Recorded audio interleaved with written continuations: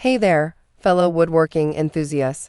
It's Amelia from VCarve Pro, and today I'm super excited to share a revised tutorial with you all.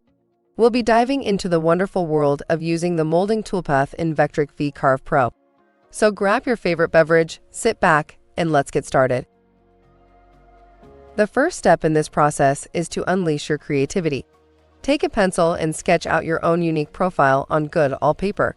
Once you're happy with it, scan it into your computer. Trust me, it's so cool to see your design come to life. Also, you can use Clipper in VCarve Pro. In rotary profiles, you can choose any profiles you want, double-click on it to bring it in the job area. Now, let's bring that sketch to the digital world. First, we need to import an image. Choose your image. Then click Open. Your image will centered in your job area. Right-click on your image. Choose Object Properties. Adjust the slide. Take it to the left. Grab Guideline as shown.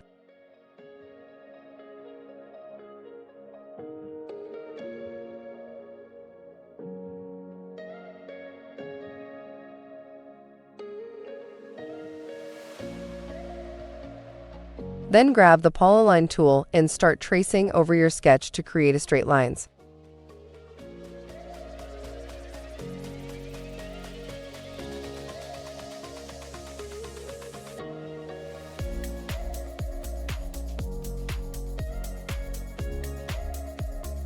And add those lovely curves by using the Draw Arc tool. Simply place 3 points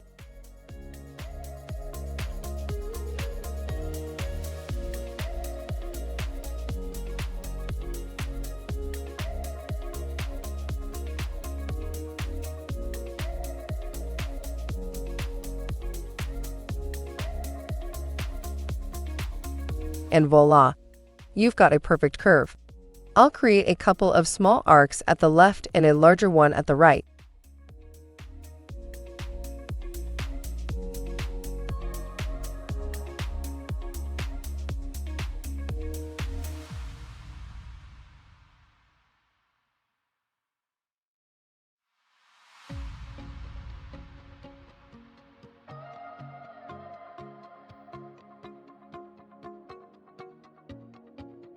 After we create our shape, now you can delete the image. Time to tidy things up. Select both the polygon and the arcs we just created and head over to the Weld tool. This magical button combines everything into a single shape. Say goodbye to that old vector. We don't need it anymore. Now, let's talk about size. For my project, I want the width to be a neat 2 inches, and since my material's height is 0.75 inches, and that's my limit.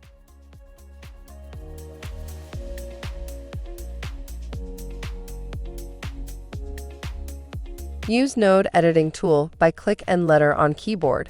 Right-click on the shape, choose Delete Span. And now our profile is completed. We're almost there. But first, let's create some rails for the toolpath to sweep across.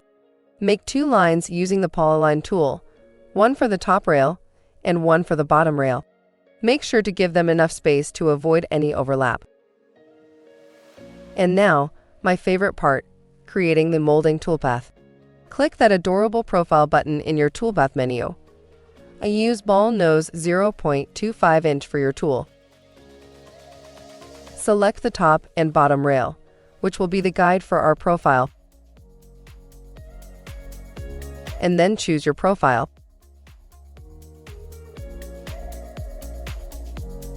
Double-check your tool settings to match your machine and hit that Calculate button. Look at that. A beautiful molding is born.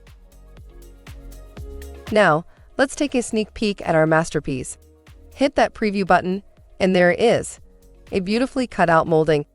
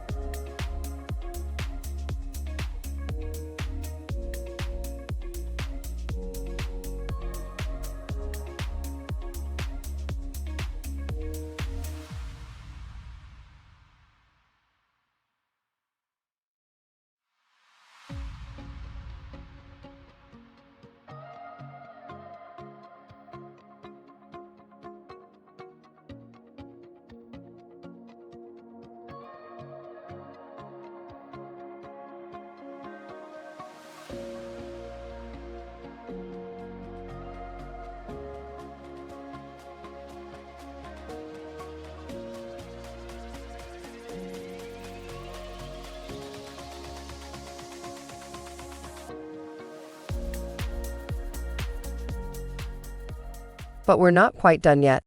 We want the machine to do the cutting. Let's add 2 rectangles using the Draw Rectangle tool. Change the anchor point to the top left as shown. Snap to the left of the line, then click to create rectangle with width and height you want.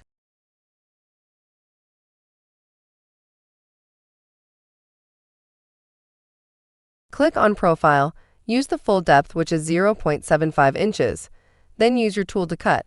I use 0.25 end mill bit. Use outside cut. Click on the box to separate last pass.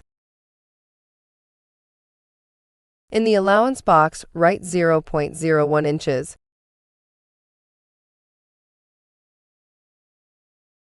Add tabs as shown. These tabs will keep our piece in place during the cutting process. Safety and precision go hand in hand. Then add ramps to Toolpath for smooth cut.